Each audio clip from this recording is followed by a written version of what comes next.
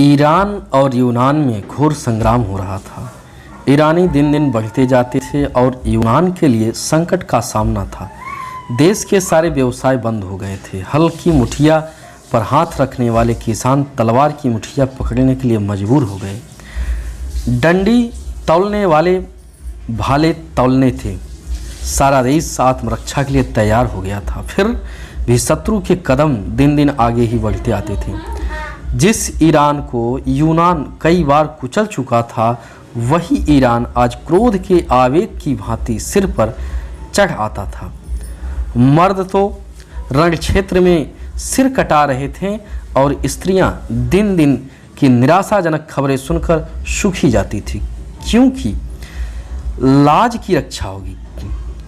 प्राण का भय न था, संपत्ति का भय न था, भय था मर्यादा का। विजेता गर्व से मतवाले होकर यूनानी ललनाओं को घूरेंगे, उनके कोमल अंगों को स्पर्श करेंगे, उनको कैद कर ले जाएंगे। उस विपत्ति की कल्पना ही से उन लोगों के रोए खड़े हो जाते थे। आखिर जब हालत बहुत नाजुक हो गई तो कितने ही स्त्री पुरुष मिलकर डेल्फी के मंदिर में गए और प्रश्न किया, देवी, हमारे ऊपर देवताओं की यह वक्र दृष्टि क्यों है? हमसे ऐसा कौन सा अपराध हुआ है? क्या हमने नियमों का पालन नहीं किया, कुर्बानियां नहीं की, व्रत नहीं रखे? फिर देवताओं ने क्यों हमारे सिरों से अपनी रक्षा का हाथ उठा लिया? पुजारी ने कहा, देवताओं की असीम कृपा भी देश को द्रोही के हाथ से नहीं बचा सकती। इस देश में अवश्य कोई न कोई द्रोही है। जब तक उसका वध नहीं किया जाएगा, देश के सिर से यह संकट नहीं टलेगा। देवी व द्रोही कौन है? जिस घर से रात को गाने की ध्वनि आती हो, जिस घर से दिन को सुगंध की लपटें आती हो, जिस पुरुष की आंखों में मद की लाली झलकती हो, वही देश का द्रोही है। लोगों ने द्रोह का परिचय पाने के लिए कितने ही प्रश्न किए, पर देवी ने कोई उत्तर न दिया। यूनानियों ने द्रोही की तलाश करनी शुरू की। जिसके घर में से रात को गाने की आवाज़ें आती, सारे शहर में संध्या होते स्यापा सा छा जाता था। अगर कहीं आवाज़ें सुनाई देती थी तो रोने की, हंसी और गाने की आवाज़ कहीं नहीं सुनाई देती थी। दिन की सुगंध की लपटें किस घर से आती हैं?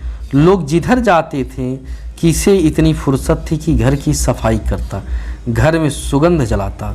धोबियों का अभाव था, अधिकांश लगने के लिए चले गए थे, कपड़े तक न धुलते थे। इत्र फुलेल कौन मलता? किसकी आंखों में मद की लाली झलकती थी? लाल आंखें दिखाई देती थी, लेकिन यह मद की लाली न थी, यह आंसुओं की लाली थी। मदिरा की दुकानों पर खाक उग रही थी। इस जीवन और मृत्यु के संग्राम में विलास को किसकी सूझती? लोगों ने सारा शहर छान मारा, लेकिन एक भी आंख ऐसी नजर नहीं आई जो मद से लाल हो। कई दिन गुजर गए। शहर में पल पल रण क्षेत्र से भयानक खबरें आती थी और लोगों के प्राण सूख जाते थे। आधी रात का समय था। शहर में अंधकार छाया हुआ था, मानो शमशान हो किसी की सूरत नहीं दिखाई देती थी। जिस नाट्यशाला में तिल रखने की जगह न मिलती थी, वहाँ सियार बोल रहे थे। जिन बाजारों में मन चले जवान अस्त्र शस्त्र सजाए ऐंठते फिरते थे, वहाँ उल्लू बोल रहे थे। मंदिर में न गाना होता था न बजाना। प्रसादों में अंधकार छाया हुआ था। एक बूढ़ा यूनानी, जिसका इकलौता लड़का लगाई के मैदान में था, घर से निकला और न जाने किन विचारों की तरंग में देवी के मंदिर की ओर चला। रास्ते में कहीं प्रकाश न था, कदम कदम पर ठोकर खाता था, पर आगे बढ़ता चला जाता था। कर लिया कि या देवी से विजय का वरदान लूंगा या उनके चरणों पर अपने भेंट चढ़ा दूंगा। सहसा वो चौक पड़ा। देवी का मंदिर आ गया था और उसके पीछे की ओर किसी घर से मधुर संगीत की ध्वनि आ रही थी। उसको आश्चर्य हुआ, उस निर्जन स्थान में कौन इस वक्त रंगरेलियां मना रहा है? उसके पैरों में पर लग गए। मंदिर के पिछवाड़े जा पहुंचा वह, उसी घर से जिसमें मंदिर की पुजारी रहती थी। गाने की आवाज़ आती थी।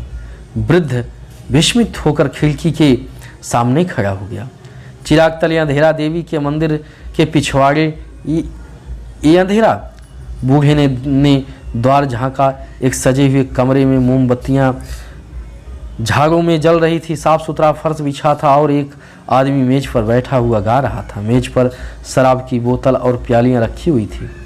2 गुलाब मेज के सामने हाथ में भोजन के थाल खड़े थे, जिसमें से मनोहर सुगंध की लपटें आ रही थी। बूढ़े यूनानी ने चिल्लाकर कहा, यही देशद्रोही है, यही देशद्रोही है।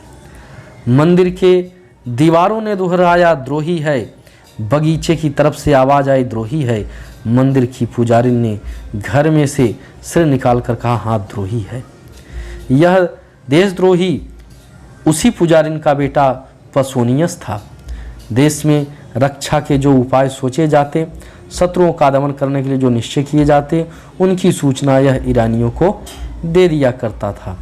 सेनाओं की प्रत्येक गति की खबर ईरानियों को मिल जाती थी और उन प्रयत्नों को विफल बनाने के लिए वे पहले से तैयार हो जाते थे। यही कारण था कि यूनानियों को जान लगा देने पर भी विजय न होती थी। इसी कपट से कमाए हुए धन से वह भोग विलास करता था। उस समय जब देश में घोर संकट पड़ा हुआ था, उसने अपने स्वदेश को अपनी वासनाओं के लिए बेच दिया। अपने विलास के सिवा और किसी की बात की चिंता न की थी। कोई मरे या जिए, देश रहे या जाए, उसकी बला से केवल अपनी कुटिल स्वार्थ के लिए देश की गर्दन में गुलामी की बेड़ियां डलवाने पर तैयार था। पुजारी ने अपने बेटे के दुराचार से अनभिज्ञ थी। वह अपनी अंधेरी कोठरी से बहुत कम निकलती, वहीं बैठी जब तब किया करती थी। परलोक चिंतन में उसे इहलोक की खबर न थी। मनेंद्रियों ने बाहर की चेतना को शून्य सा कर दिया था। वह इस समय भी कोठरी के द्वार बंद किए देवी से अपने देश के कल्याण के लिए वंदना कर रही थी कि सहसा उसके कानों में आवाज आई, यही द्रोही है। उसने तुरंत द्वार खोलकर बाहर की ओर झांका। पसोनियम के कमरे से प्रकाश की रेखाएं निकल रही थी। उन्हीं की रेखाओं पर संगीत की लहरें नाच रही थी। उसके पैर तले से जमीन से निकल गई। कलेजा धक से हो गया। ईश्वर, क्या मेरा बेटा देशद्रोही है? आप किसी अंतःप्रेरणा से पराभूत होकर वह चिल्ला उठी, हाँ यही देशद्रोही है। यूनानी स्त्री पुरुषों के झुंड उमड़ पड़े और पासोनियम के द्वार पर खड़े होकर चिल्लाने लगे, यही देशद्रोही है। पासोनियम के कमरे की रोशनी ठंडी हो गई। संगीत भी बंद था, लेकिन द्वार पर प्रतिक्षण नगरवासियों का समूह बढ़ता जाता था। वह रह कर सहस्त्रों कंठों से ध्वनि निकलती थी, यही देशद्रोही है। लोगों ने मसाले जलाई और अपने लाठी डंडे संभाल कर मकान में घुस पड़े। कोई कहता था सिर उतार लो, कोई कहता था देवी के चरणों पर बलिदान कर दो। कुछ लोग उसे कोठे से नीचे गिरा देने पर आग्रह कर रहे थे। पासोनियम समझ गया कि अब मुसीबत की घड़ी सिर पर आ गई। तुरंत जीने से उतरकर नीचे की ओर भागा और कहीं शरण की आशा न देकर देवी के मंदिर में जा घुसा। अब क्या किया जाए? देवी की शरण जाने वाले को अभयदान मिल जाता था। परंपरा से यही प्रथा थी। मंदिर में किसी की हत्या करना महापाप था, लेकिन देशद्रोही को इसने सस्ते कौन छोड़ता। भांति भांति के प्रस्ताव होने लगे। शुअर का हाथ पकड़कर बाहर खींच लो, देशद्रोही का वध करने के लिए देवी हमें क्षमा कर देंगी। देवी, आप उससे क्यों नहीं निकल जाती? पत्थरों से मारो, पत्थरों से आप अपने आप निकल कर भागेगा। निकलता क्यों नहीं रे कायर? वहां क्या मुंह में कालीख लगाकर बैठा हुआ है? रात भर यही शोर मचा रहा और पसोनियम न निकला।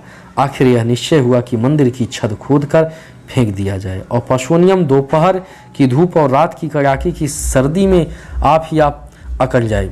बस फिर क्या था, आनन फानन में लोगों ने मंदिर की छत और कलसा ढा दिए।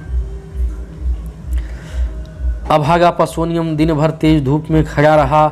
उसे जोर की प्यास लगी, लेकिन पानी कहाँ, भूख लगी पर खाना कहाँ। सारी जमीन तवे की भांति जलने लगी, लेकिन छां कहाँ। इतना कष्ट उसे जीवन भर में न हुआ था।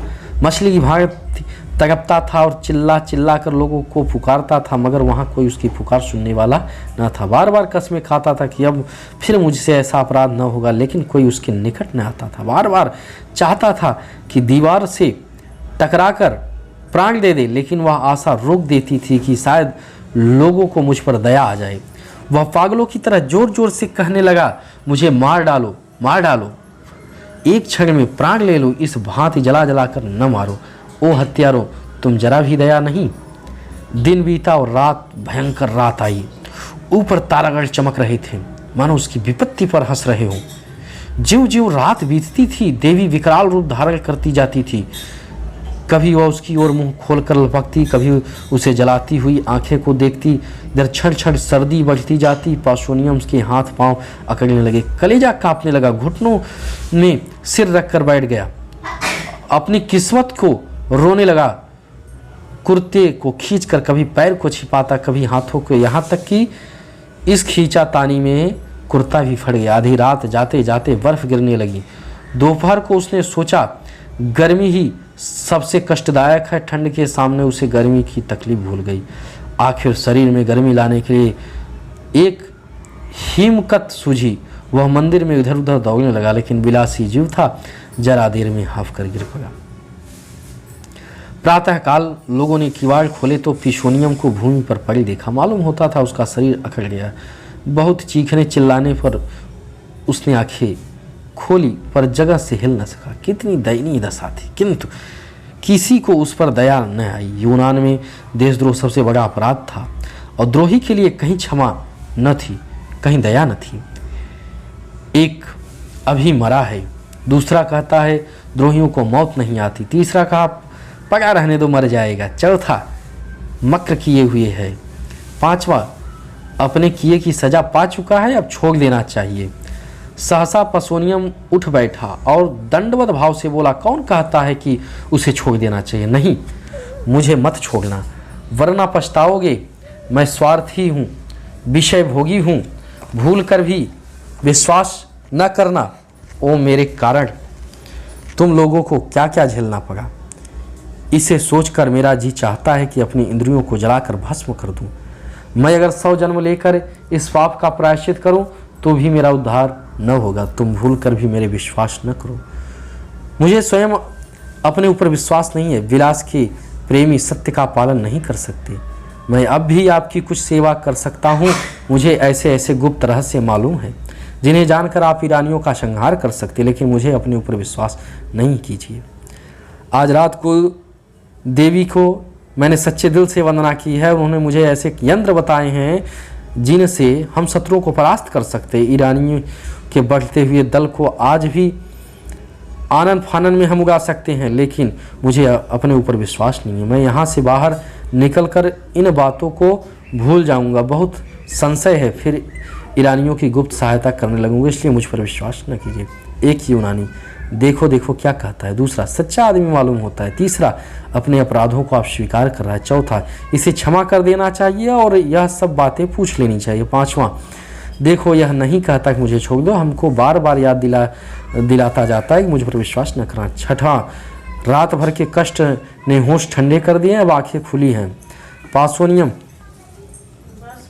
क्या तुम लोग मुझे छोड़ने की बातचीत कर रहे हो? मैं फिर कहता हूँ, मैं विश्वास के योग्य नहीं हूँ, मैं द्रोही हूँ। मुझे ईरानियों के बहुत से भेद मालूम हैं।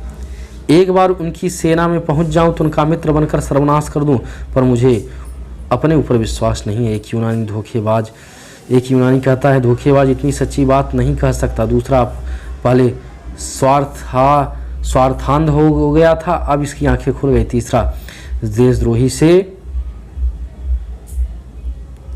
तीसरा कहता है कि देशद्रोही से अपने मतलब की बातें मालूम कर लेने से कोई हानि नहीं है। अगर वह अपने वचन से पूरे करे तो हम इसे छोड़ देना चाहिए। चौथा देवी की प्रेरणा से इसकी काया पलट हुई है। पांचवा पापियों में भी आत्मा का प्रकाश रहता है और कष्ट पाकर जागृत हो जाते हैं। समझना कि इसने एक बार पाप किया वह फिर कभी पुण्य कर ही नहीं सकता। मान चरित्र के एक प्रधान तत्व का अपवाद करना है। छठा, हम अपने को यहाँ से गाते बजाते ले चलेंगे। जनसमूह को चकमा देना कितना आसान है। जनसत्तावाद का सबसे निर्मल अंग यही है।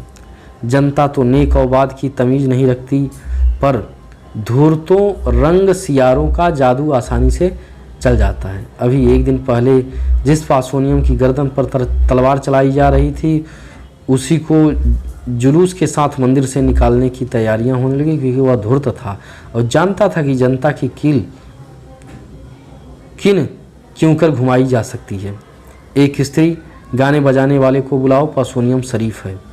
दूसरा, हाँ पहले चलकर उससे क्षमा मांगो, हमने उसके साथ ज़रूर से ज़्यादा सख्ती की है। पासोनियम, आप लोगों ने पूछा होता तो मैं कल सारी बातें आपको बता देता, तब आपको मालूम होता कि मुझे मार डालना उचित है या जीता रखना।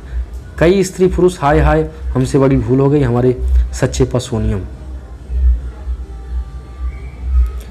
सहसा एक वृद्ध स्त्री किसी तरफ से दौड़ती हुई आई और मंदिर के सबसे ऊंचे जीने पर खड़ी होकर बोली, तुम लोगों को क्या हो गया है? यूनान के बेटे आज इतने ज्ञानशून्य हो गए हैं कि झूठे और सच्चे विवेक नहीं कर सकते। तुम पासोनियम पर विश्वास करते हो, जिस पासोनियम ने सैकड़ों स्त्री और बालकों, क्या सैकड़ों घरों में कोई दिया जलाने वाला तक नहीं छोड़ा, हमारे देवताओं का, हमारे पुरुषों का घोर अपमान किया, उसकी 2-4 चिकनी चुपड़ी बातों पर तुम इतने फूल उठे। याद रखो कि अब पासोनियम बाहर निकलता तो फिर तुम्हारी कुशल नहीं है। यूनान पर ईरान का राज्य होगा। यूनानी ललनाएं ईरानियों की कुदृष्टि का शिकार बनेंगी। देवी की आज्ञा है कि पासोनियम फिर बाहर न निकलने पाए। अगर तुम्हें अपना देश प्यारा है, अपनी माताओं और बहनों की आबरू प्यारी है, तो मंदिर के द्वार को चिन्ह दो, जिससे देशद्रोही फिर बाहर न निकले और तुम लोगों को बहकाने का मौका न मिले। यह देखो, पहला पत्थर मैं अपने हाथों से रखती हूँ। लोगों ने विस्मित होकर देखा, यह मंदिर की पुजारिन और पासोनियम की माता थी। दम के दम में पत्थरों के ढेर लग गए और मंदिर का द्वार चुन दिया गया। पासोनियस भीतर दांत पीसता रह गया। वीर माता, तुम्हें धन्य है, ऐसी ही माता देश का मुख उज्जवल होता है। जो देश के हित के सामने मातृ स्नेह की धूल बराबर प्रवाह नहीं करती, उनके पुत्र देश के होते हैं, देश पुत्र के लिए नहीं होता है। प्रिय दर्शकों, इसमें एक सच्चे देशभक्ति माता का वर्णन किया गया है, जो देशभक्ति और राष्ट्र प्रेम के आगे अपने पुत्र की भी बलि चढ़ा देती है।